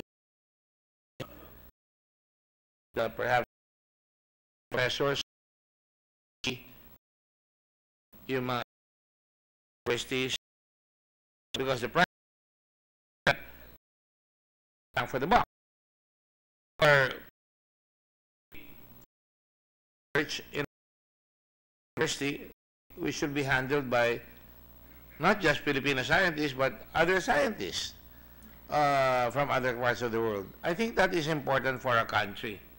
And that is why I want a definition of exactly where this money is going to go. O baka maging pakitang tao na pinapakita na natin balik scientists pero wala nangyari. Remember that we got to be #1 in medicine for a while because our doctors were going abroad. Although many of them remained there, many of them came back. And Singapore practically overtook us. Singapore has a budget of in their GDP. They have a budget of 6.7. I'm sorry. That's wrong. That's wrong. It's 2.2% of their budget, or their GDP rather, which is a lot bigger than the Philippines. And the Philippines is the lowest in ASEAN, or at least in Asia, of the major countries in Asia. For the population that we have very, very low investment. So, could the Yes, gentleman Mr. President. clarify what is the measuring yardstick that we're going to use to make sure that yardstick that we're going to use here? Yes, Mr. President, firstly, the Balik Scientist program is by no means the only program for R&D in the budget. There are multiple programs in the budget. This is a relatively small program, actually, compared to the billions in the presured budget, the millions that we've lodged in the academic institutions. So, Mr. President, let me disabuse first the notion that this is the be-all and end-all of the R&D It's not the panacea. budget. It's not the panacea. So we should not, Mr. President, look at it as the only R&D effort of government, firstly. Secondly, Mr. President, if you look at other countries, the ratio of how much they put in and the output that came out is actually rather small. No? If you think about it, Mr. President, you talk about NASA, you know, the billions of dollars poured into sending people to the moon or people abroad is in itself the goal. And then along the way, Mr. President, along the way, through that research and development, you have, you create these materials and these innovations that spring forth from that main research and development activity or endeavor, no, as what you had mentioned. On the main platform. Yes. What I'm trying to say, Mr. President, is that sometimes that's not the intention, no? It wasn't the intention to make space-age materials or... I'm sorry, I did not mean to give that impression. I just want to make sure that this budget that we're going to put in here, which has already been utilized for the last, as you say, 45 years? 40 years, Mr. President. 40 years, and which has not been palpably felt, no? Yes. Actually, I don't want to go into another wild goose chase. Let me just interject here for a while, if I may, sir. And let me just show you that between 2013 and 2016, Taiwan invested $5 million for 116 scholars at the world's top 30 universities in the world, renowned for international research innovations.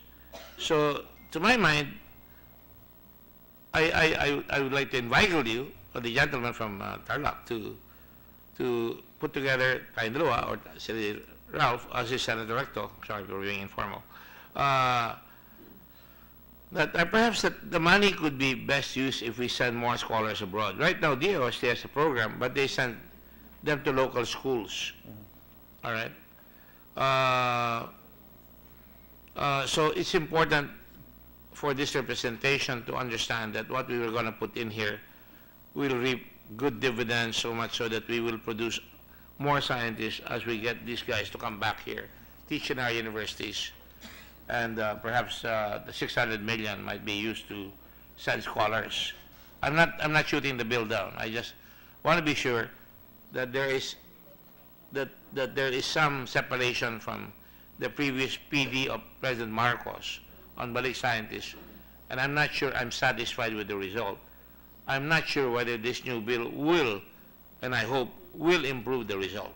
Yes. Well, Mr. President, we of course can provide you the output of the 543 scientists that came back. But just in recent years, Mr. President, we've had scientists who have worked on putting together sensors for bridges during earthquakes. These are very usable technologies, Mr. President. But that's available even in the internet, Your Honor. What I'm talking about is this. Let's look at India. The Modi Prime Minister of India, named Modi, he's very proud, and when he came down here, he was saying, we can give you medicine from India. And Indian scientists make medicine, aping, even pirating medicine from other countries. I would imagine that would be a productive way upon which we can utilize this. Or for that matter, up to now, we have not discovered a way upon which you could even fix traffic in Manila. To my mind, we are even getting into all kinds of jams with our rail. So we're totally dependent right now on the science of other countries, and we're paying dearly for it. China, about what, in 1985, when we went there, had nothing. And today, after Deng Xiaoping took over and sent them into a diaspora of scientists, and they came back to China, China is light years away from what was before. And I'm looking at that. In other words, the other day, I don't know if you were here, Your Honor, I was talking about the military.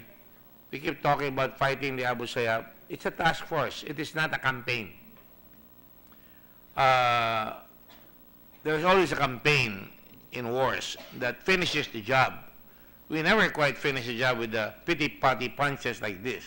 What I'm saying is we must enrich the country, increase the wealth of the country by using our human resources. And that is why you touched on earlier. Up to tonight, I was thinking of really, I've sworn by the altar of my oath that I would modernize, or at least lead the charge in modernizing our military, because wala tayong laban-laban eh. We're a mosquito that can be swatted easily, but there's no dignity in that. No? So now, you have reawakened, the gentleman from Tarlac has reawakened my sensitivity towards the vision of why, if China can do it, if Singapore can do it, why can't we do it? And I don't think we can do it with the Balik Scientist program unless, and I'm not shooting it down, unless we can be convinced that there is something better than what happened under Marcos. Well, firstly, Mr. President, I think it's too early to discount, Mr. President, that the lectures and the work that the Balik Scientists have done in the Philippines, that the work done by these Balik Scientists in the Philippines, I think it's too early, Mr. President, to discount that it's nothing, no, or that it didn't amount to anything. I'm not saying it's nothing, but 40 years is something. Yes, Mr. President. But, I mean, Mr. President, and I'll provide this to you, no, we have the 2015 list of Balik Scientists Program awardees, and the fields that they spoke in and worked in are quite important and really interesting, Mr. President. Now, what you're talking about, Mr. President, increasing R&D, definitely it won't just be this program that needs to be supported. In fact, Mr. President, the Balik Scientist Program is just one of many programs that we need to really enhance further if we want to pursue this R&D thrust that the you're gentleman is talking about, preaching Mr. to the President. choir. All I'm just saying is more bang for the buck. Yes, Mr. President. But, Mr. President, no, when you talked about China sending out their scientists and for the scientists to come back. They're young. They're young, but for these to come home, definitely, Mr. President, surely they had a program to entice them to come home. And in many ways, Mr. President, our Balik Scientist Program is that program that entices Filipinos who have worked abroad to come back to the Philippines, again, whether it's short-term, medium-term, or long-term.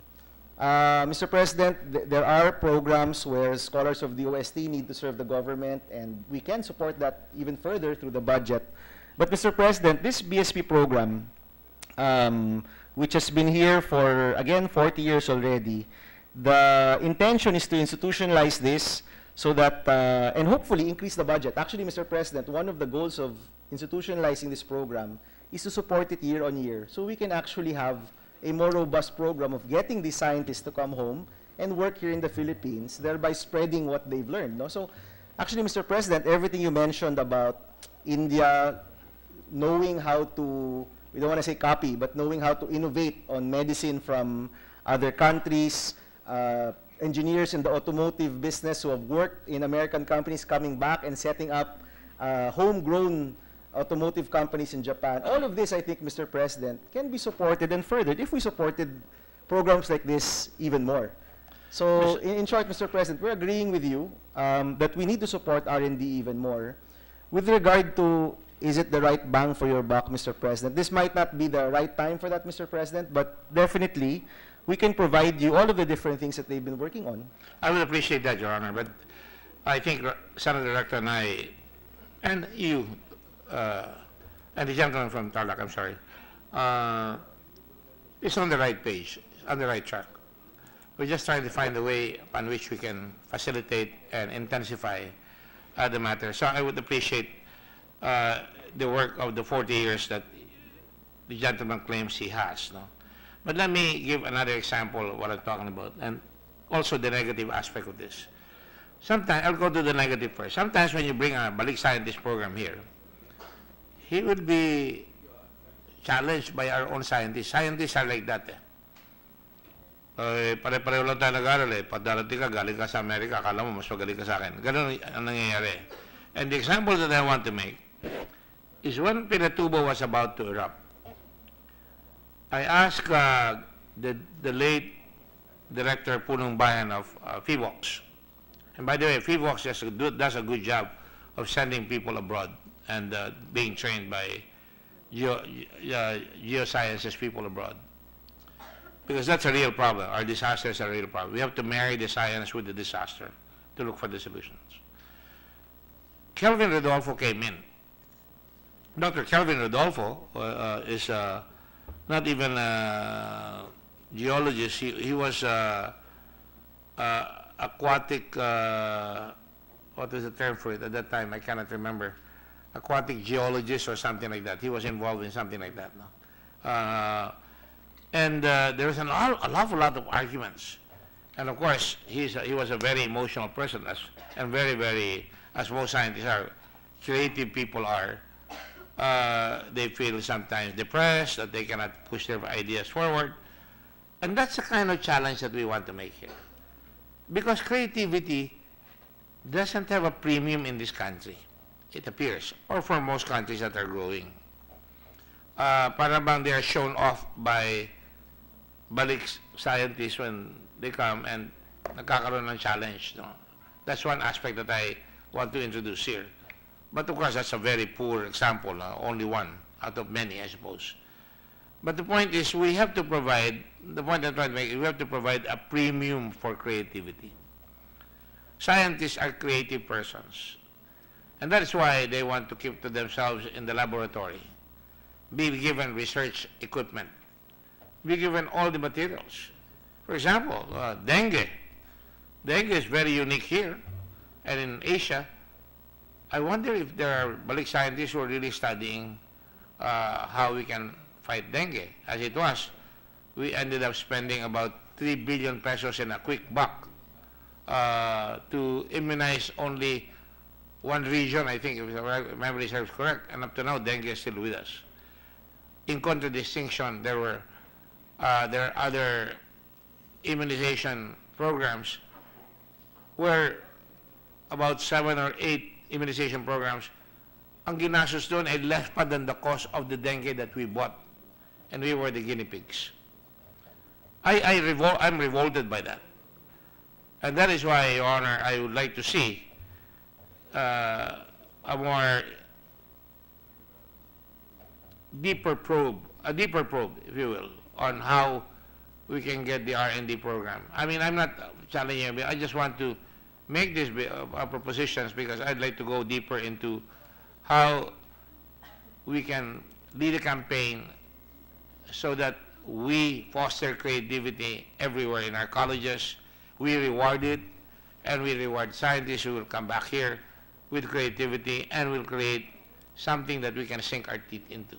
Yes, we'll support you there, Mr. President, and I'm sure you will. I know that you're a man of good judgment. Yes, and it's perfect timing, Mr. President, because the budget's not yet done. So, yes. in short, Mr. President, if we do want to put in amendments that will improve our R&D budgets, there's still time, Mr. President. We can actually still do that. I think it will give the chairman of the Committee on Finance, the lady Lauren Regarden of it. But anyway, we will try. We can, Mr. President. We will try. We will try.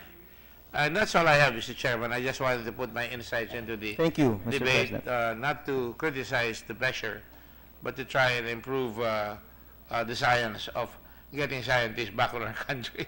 Thank you very much. Thank you, Mr. President. Okay, thank you, Senator Gordon. Majority Leader. With the permission of the sponsor Yes, Mr. and President. Mr. President, just two last items on the bill, so it not be for it is placed on record, Mr. President, and not be forgotten. I noticed also the language on Section 6. Under Section 6 of the bill, there are special relocation benefits under the long-term program. Paragraph F, guaranteed admission to the preferred schools for the minor children of Balik scientists. Can we really make this promise? Guaranteed admission. Will this mean that the admission requirements, entrance examinations, and grade requirements of the preferred schools are going to be lifted? Mr. President, I think we can fix the language. What this means probably is that it's guaranteed assistance for the... This is for the tuition, no? Yeah, for the tuition. Yeah, but that's This is precisely for the point. the payment of the schools, not the admission of the schools, Mr. President, Yeah, but- because that's still up to the students now. Of course. We can correct that, Mr. But President. that's the point that I'm trying to drive at, Mr. President. Paragraph G, guaranteed job opportunities for the spouse of the Balik scientist. Can we really make those guarantees, Mr. President? Wala namang preferred, Mr. President, so it's... Just kidding, Mr. President. Mr. President, we can delete that if that is your wish, Mr. President. Yes, precisely my point. So these are some examples of the language written in the bill that we'd like to clarify and be deleted if We accept, Mr. possibly. President. Yes, thank you. If with the proper motion, Mr. President. Thank you. Consider that a motion to delete F and G. Mr. President,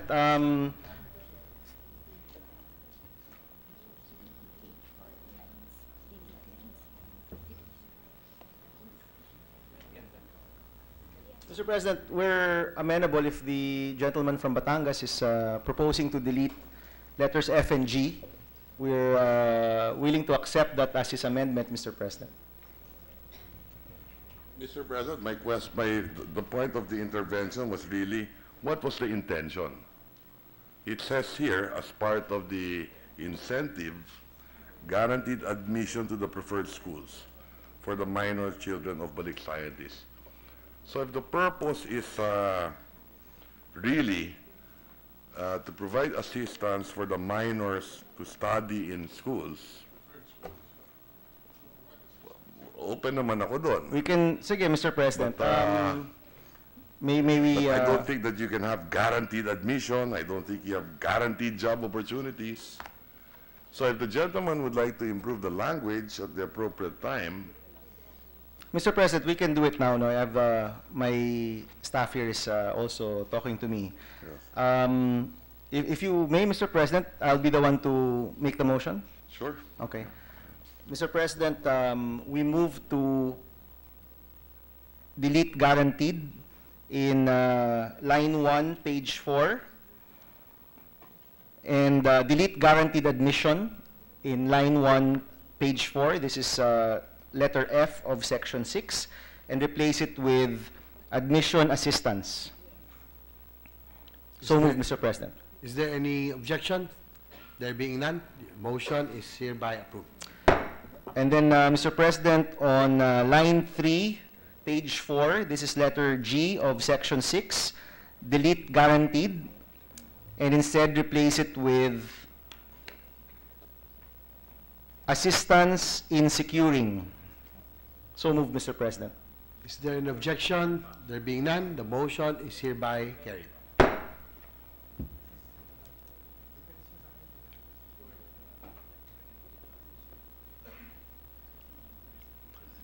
Majority Leader?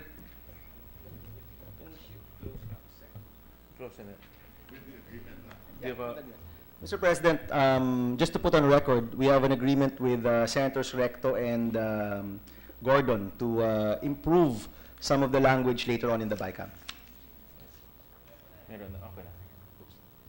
Mr. President, I move to terminate the period of amendments on Senate Bill number 1533 under Committee Report number 143. Is there, So any, moved, Mr. President. is there any objection? There being none, Committee Report number 140 containing Senate Bill number 1533 is hereby terminated.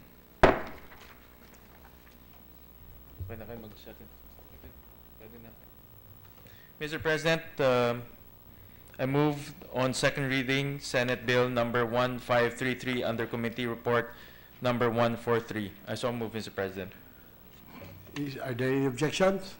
There being none, Senate Bill number 1533 under Committee Report number 143 is hereby approved.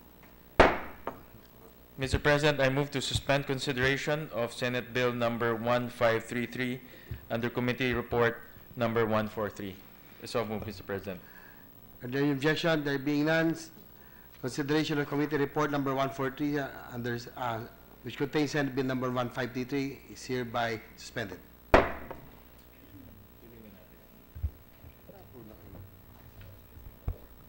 With the permission of the body, I move to resume consideration Senate Bill number 1534 under Committee Report number 144. I so move, Mr. President. Consideration of Senate Bill number 1534 under Committee Report number 144 is in order. Mr. President, this is the Magna Carta for scientists, engineers, researchers, and other S&T personnel in the government. The parliamentary status of the measure is that we are now in the period of individual amendments, considering that this is a substitute bill. May I therefore move to recognize the sponsor, Senator Bam Aquino, to introduce individual amendments. Thank you, Mr. President. Mr. President, this representation would like to introduce my own individual amendments before Senator Recto's period of amendments.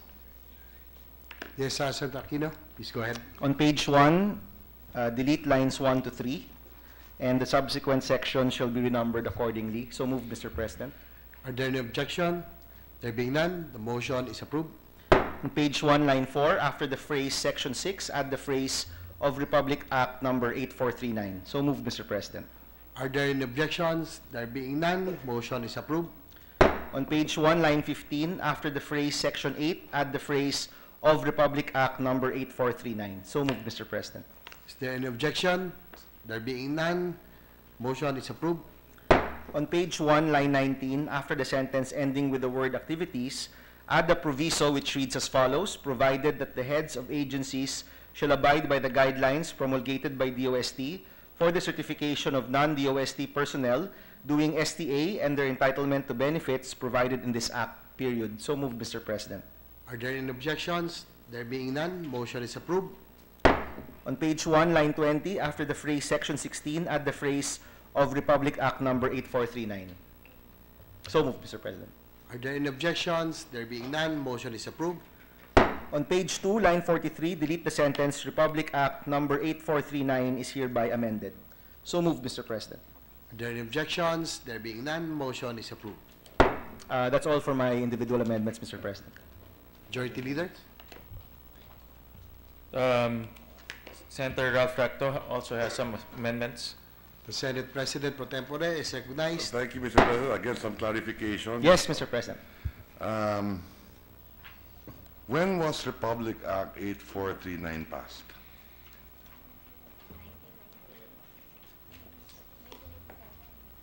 1997, Mr. President. Okay. And at that time, the purpose of this measure was then, considering that you had a large debt then, mababa ang sweldo ng mga government employees, we wanted to give additional salaries to our S&T personnel. Is that correct? Yes, Mr. President. Okay. Today, we already have SSL4. Okay? Yes. Not to mention, we're talking about reducing taxes. Okay? Having said that, is it still necessary to have a different salary schedule for our scientists, engineers, and researchers? Yes, Mr. President. The amendments, particularly focus on allowing for our S&T professionals Yeah, to... I thought, yes, the reason for this is simple, Mr. President, because I thought that under the previous administration, the DBM secretary working for the president then readjusted already the compensation in the SSL. Meaning to say, if you're a scientist, you're an engineer, ito na yung salary grade mo. May improvement na. That was the purpose of SSL4. Yes, Mr. And President. then we did not pass the law, but it was implemented through an EO. Okay? So that's just the first point, Mr. President. Section 2 of your bill talks about salaries in Section 6. Yes, Mr. President. Okay?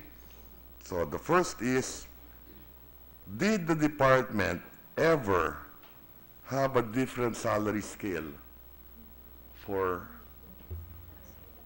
S&T personnel prior to the SSL4? Mr. President, prior to, this is from the DOST personnel here, Yes. no? Prior to the SSL4, they were under the Office of the President. Prior to the SSL law, noong unang panahon, their salaries were really higher, Mr. President. Okay. And then during the SSL, it was rationalized across all the agencies, Mr. President. Rationalize, okay? So pag engineer ka, more or less all engineers within a certain salary grade yan, di ba? Yes, Mr. President. Okay. And this law wanted to give scientists, engineers, researcher, and other S&T a higher salary. Yes. Okay. Does that still follow today, considering that we already adjusted it under SSL4? Is that still needed? Okay. First question. Second, not to mention, supposedly the SSL4 is to make us competitive with the private sector also.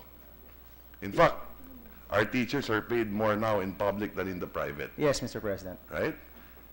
So, Mr. President, the current rule is that they can have an augmentation of 25% of their salary based on 8439. correct. But that law was passed in a different time period when you had a different SSL. Yes, Mr. President. Because it uses primarily a percentage of their salary as the basis. Correct. Now na bago na, di ba? I'm sure that it's possible. How many people in government do we expect To avail of this, Mr. to President. avail of this? So lahat ng engineer ba ng DPWH can avail of this? 1,275 could possibly avail of the benefits of this law, Mr. President. But it also talks about engineers, huh? Yes. You probably have thousands of engineers in DPWH. These are those who have availed, Mr. President. So, who could meron... possibly avail, huh? Yes, Mr. President. Yes, we have from SUCs, from DNR, from DA.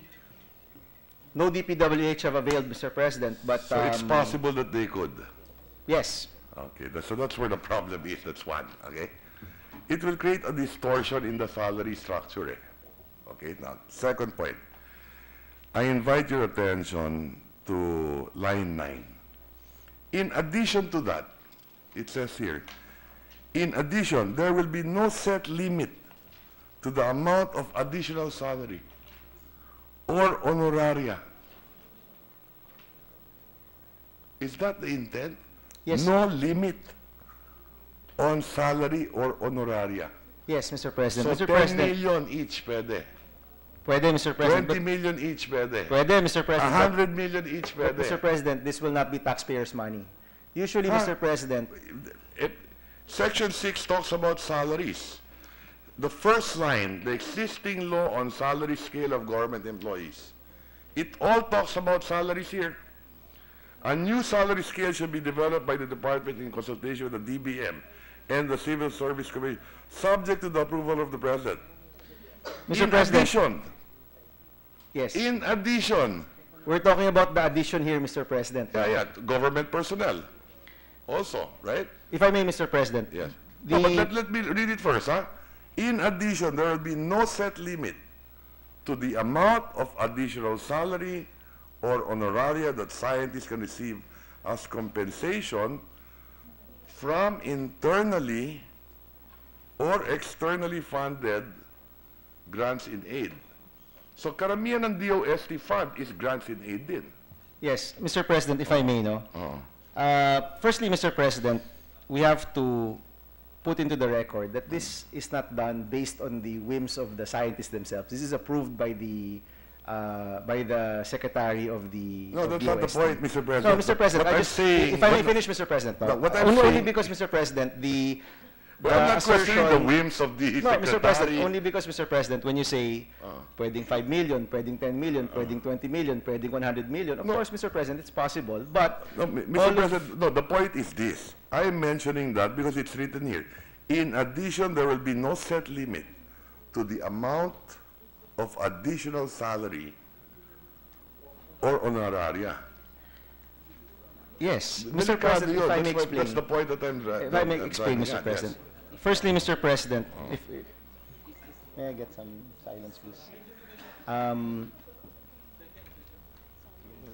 The scientists can receive as Yes. compensation. Mr. President, if I may explain. Yes. Firstly, any additional monies, Mr. President, will have to be approved prior.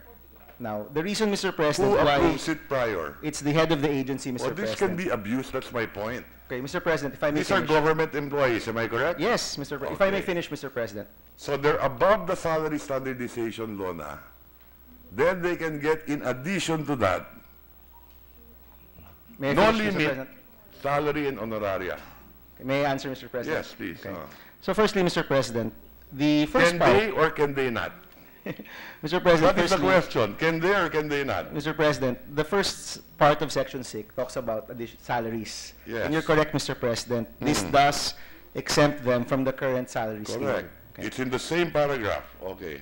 The second part, Mr. President, regarding additional salary or honoraria, refers, Mr. President, to projects that government undertakes with external agencies, Mr. President. Let me explain. So, Mr. President, there It are... talks about from internally or externally funded, but that's still the point, Mr. President. Tingin ko, May I finish, Mr. President? May I finish my answer? go ahead. Yes, Go Mr. ahead. President, there are cases where our scientists are in project teams with those in the private sector. These are funded by grants from abroad. And because of the restrictions, Mr. President, they receive much lower salaries than their counterparts from the private institutions for these grants, Mr. President. So the idea here, Mr. President, is that we're lifting that limitation so that our government scientists can receive the same salaries as their private counterparts for specific grants and aid, Mr. President.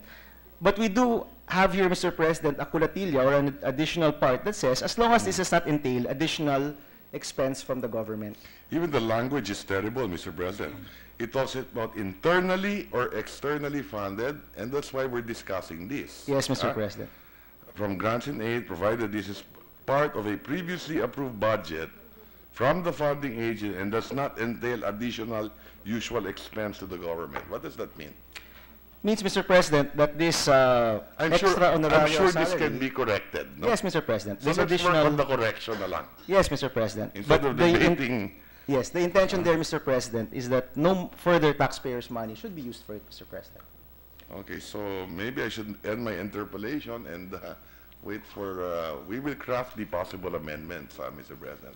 All right. I'm willing to work with the gentleman in Of drafting course. the amendments. Of yes, course, Mr. President. For this, but this is such an important provision, Mr. President, that we should be able to clarify in our amendments. May I ask for a 1-minute recess, Yes. Mr. President? 1 minute suspension.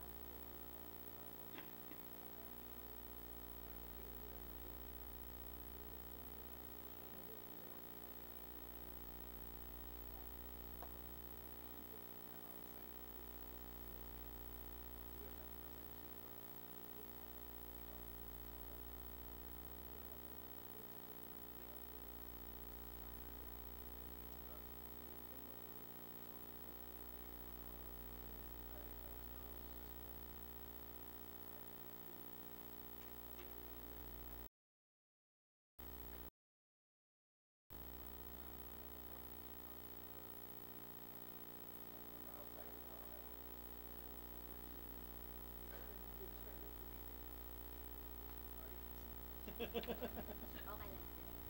we can modify it na yun as long as we can prepare the additional salary hike. And then yung si Senator Duran has issues with the out of senator. So let's just focus on allowing for the scientists to accept from ako.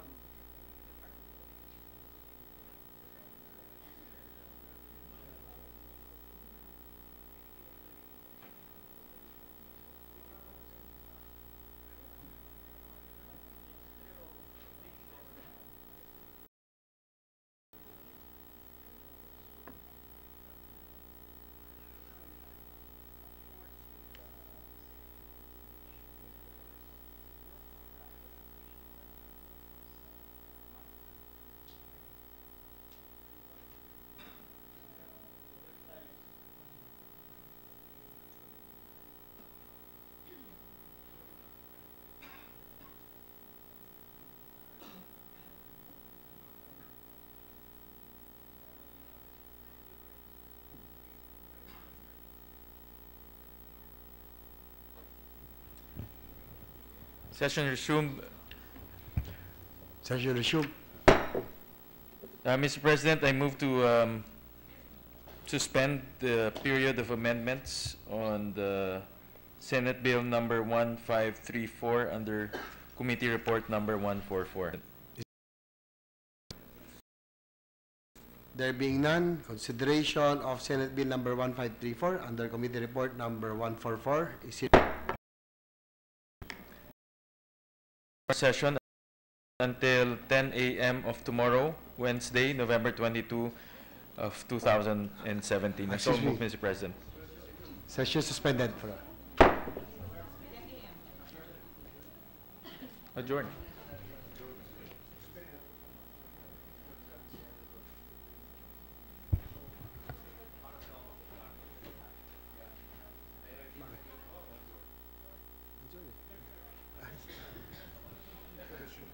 Session resumed.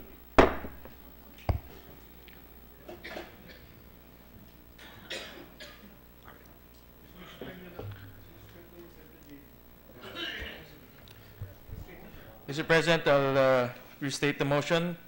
I move that we adjourn the session until 10 a.m. of tomorrow, Wednesday, November 22nd of 2017.